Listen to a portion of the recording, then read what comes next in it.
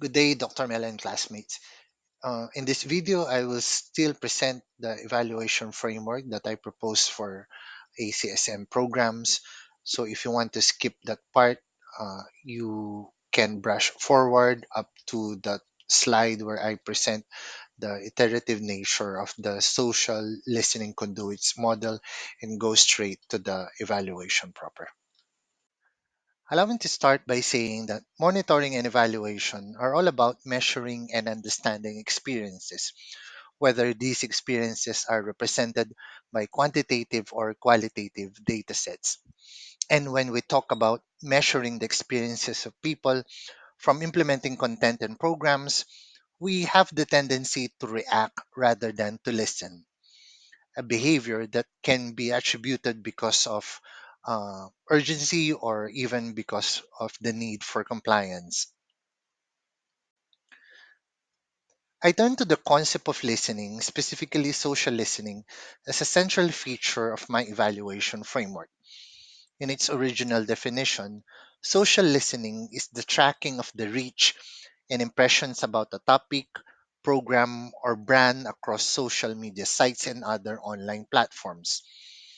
As a digital analytics tool, social listening is looking after the number of likes, mentions, and conversations about a particular content or social issue.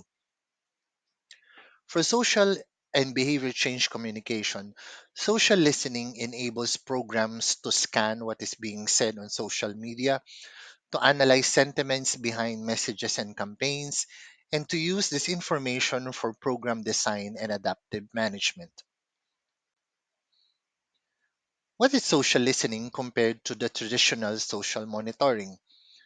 Monitoring is a reactive plan in scanning what's going on with our tactics and therefore is intended to gather information. Monitoring is essentially looking at the present and the past. A key question in monitoring activity is how often do people talk about the social problem? A type of question that signals the measure of frequencies and effects in the more objective world. Listening, on the other hand, is proactive at, as it is aligned with strategy and how all possible forms of monitoring data can be used to provide insight. If monitoring looks at the past and present, listening looks forward with both past and present. A sample question in social listening can be: how do people talk about the social problem? A question that signals the collection and analysis of multiple realities and contexts surrounding a particular problem. Why I am focusing on social listening? While originating in social media analytics, social listening can be used to evaluate social change programs intended for populations that are deeply immersed and highly engaged with social media. This has been proven by the study, for instance, of Sherin and Company, where they found that social media behavior on Instagram influences environmental attitudes and practices. Moreover, most or if not all ACSM programs of any group or organization have online or social media presence, which are utilized because of their reach, cost efficiency, scalability, and performance. Given these conditions, I define social listening as integrating online social media indicators and offline conversations such as interviews, stories, and narratives from fieldwork to evaluate the impact of an ACSM program. In my view, social listening is or should be broader in accommodating voices that supplement traditional data gathering for impact assessment. My framework also uses the concept of conduits. It is important to note that social listening and social media rely on circuits to ensure the desired flow of program or to ensure that the desired flow of program is achieved. Conduits are channels that allow the transmission and performance of phenomena or an experience. Conduits serve as a catalyst that precipitate an event or change. We can also look at conduits as the roads or as roads to a tipping point, where we want to see the change to happen and to be followed by more people. Social media are some of the world's most popular conduits for social change, and is a good fit for evaluating conduits or evaluating ACSM programs.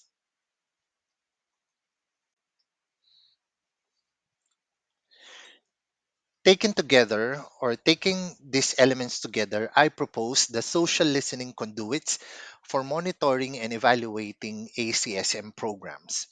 It is inspired by the socio-ecological model where the target audience is at the center, surrounded by layers of agents from the intimate and familiar to the influential and mandatory.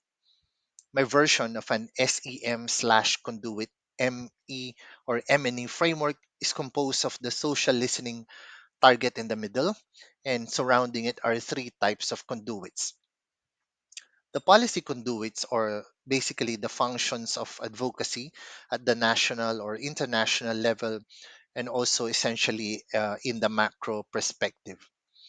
The persuasion conduits, or the functions of communication at the individual or at the micro level. And the power conduits, are the function of social mobilization at the community or meso level. Again, the model that I'm proposing employs both online and offline assessments. Policy conduits specifically refer to monitoring and evaluating the impact of all channels that enable the design and implementation of legal frameworks or legal support. Persuasion conduits refer to all, or refer to monitoring and evaluating channels that promote the adoption of a particular change or a particular behavior. Power conduits refer to monitoring and evaluating all types of assets and resources that can strengthen and amplify capability to achieve the desired results.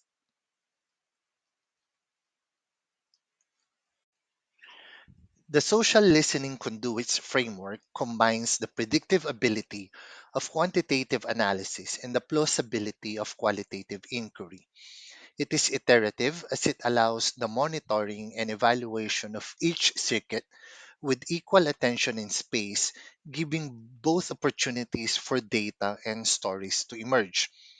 This way, insights can be developed as intended through social listening, greater and beyond the traditional social monitoring and evaluation. The social listening conduits framework combines the predictive ability of quantitative analysis and the plausibility of qualitative inquiry. It is iterative as it allows the monitoring and evaluation of each circuit with equal attention in space, giving both opportunities for data and stories to emerge. This way, hello everyone, I am happy to share my evaluation of Group 4's project entitled Future Ready Public Elementary Schools in Region 10, Northern Mindanao, using the social listening conduits model. The group supports the need to address learning poverty by leveraging the power of technology and other actors that support how education should operate in the 21st century. That is, it is highly driven by digitalization and technological tools. Clearly, they are coming from the country's ranking or poor ranking in PISA, which is really awful. And that reflects the quality of education in the Philippines, which is also a problem that we can describe as systemic and affects the present and future generation of this country. Learning poverty, as we know, is quite a broad issue, and the group decided to focus on infrastructure upgrade, uh, creating and spreading awareness, and multiple sources of support to approach the educational crisis, particularly in northern Mindanao. Composed of five provinces, the Region 10 or Region 10 or the Northern Mindanao region has a population of over 5 million as of 2020 and is considered the second largest economy in Mindanao with a 1 trillion peso GDP in 2023. The basic literacy index in the region is high. It's reported at 98.2 percent, which signals that the educational system in the region appears to be good, at least from that perspective. For Group 3, however, that high basic literacy index does not align well or doesn't align at all with the poverty or with the learning poverty in the region. I was hoping, though, to hear or read data from the report on how poor the educational system really is in the region, or a report on the ICT profile of the provinces, which I think would convince readers and listeners that Northern Mindanao has a more urgent need or has a more pressing problem compared to other locations in Mindanao or in the Philippines for that matter in terms of improving learning competitiveness. As a digital literacy researcher, I would like to commend the group for acknowledging the role of technology, digital awareness, and multi sectoral support that can help solve learning crisis. However, I would also want to see, or I would want them to include more evidence on the role of technology or infrastructure upgrade in improving literacy, whether these are functional, basic, or digital, as opposed to just having general statements of disability, differentials, and aspirations. I cannot blame the group though, because I myself grappled in looking into meaningful data sets about ICT, ICT in the region. For instance, when I look at the website of DepEd Region 10 and other similar database or listing, I couldn't find a credible and reliable report or documents and other archives or even statistics. It is something that reality is something that reiterates that documenting technology in this part of the country is really, really problematic. The plan has also a clear forecast of what it wants to achieve. It has three main objectives, and most of the elements or the elements of the plan are harmonized with the most parts of the program. I would say, or I say most of the parts because the last segment of the report needs to be more aligned with the other sections. The group's objectives cover the full array of ACSM, but I think it could be more strategically crafted by being more specific in identifying partner, whether these are individuals, communities, or organizations. In terms of policy conduits, the group's objectives are again clear on the direction it's going to take, and in terms of the legislative support, as it enumerates potential partners such as government and educational administrators. But I think it could also specify what I call high impact units, such as the Department of Information, Communications, and Technology, that could support DepEd's current and future mandate and policy on improving uh, technology supported education system. The project could also improve by harnessing interagency movements and lobbying efforts that not only support technology in education, but also push for more sustainable and sustainable science-based tools and training. And it should also target actors and institutions that have been using systematic and proven tools or strategies, and not just random technology upgrades, sporadic activities, which are band aid solutions to learning poverty. I also appreciate the implementation plan of the project. I think it is aligned still with the objectives, and it has clear timeline and progressive implementation. The communication plan or the implementation plan also prioritizes open and transparent communication, which is critical to doing interagency programs. Another interesting point in the project is the use of insulation, which I think is the proper training and orientation so that the technology is well spent, especially it involves a lot of investment in terms of resources and financial assets. Needless to say, the implementation plan is clear and has well thought out stages or phasing of the program's activities. The communication plan of the project is also consistent with social and behavior change communication, branding techniques, and also social marketing techniques. I think the persuasion conduits of the group's project could also promote digital native influencers to push or to achieve more of its communication objectives. Uh, what do I mean by digital native advocates or endorsers?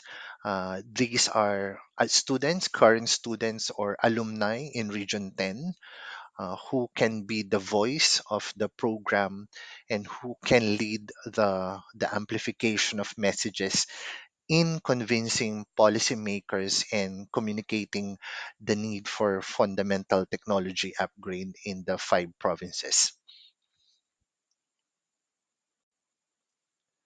Finally, in terms of the power conduits, the project has clearly identified stakeholders and sources of power that can help them in the digitalization effort and social mobilization activities in the region. The project also looks at private and public partnerships as gateways to deal with the investment needed to equip public schools and public school teachers and staff with technology training and the support that go with such implementation. I would, however, would like the group to consider doing an analysis of the region's digital capital or the accumulated skills, whether these are readiness skill, hardware and software,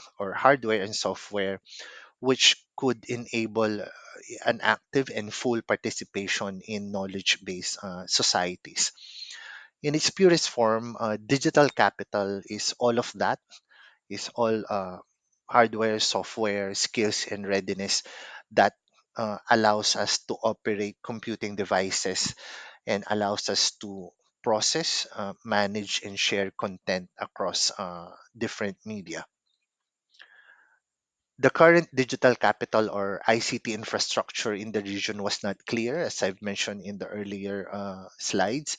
So I think a program on digital preparedness or embeddedness could be a good preface to such a fundamental technology upgrade in northern Mindanao because it's going to respond to a particular need which the current project has not been able to clearly identify.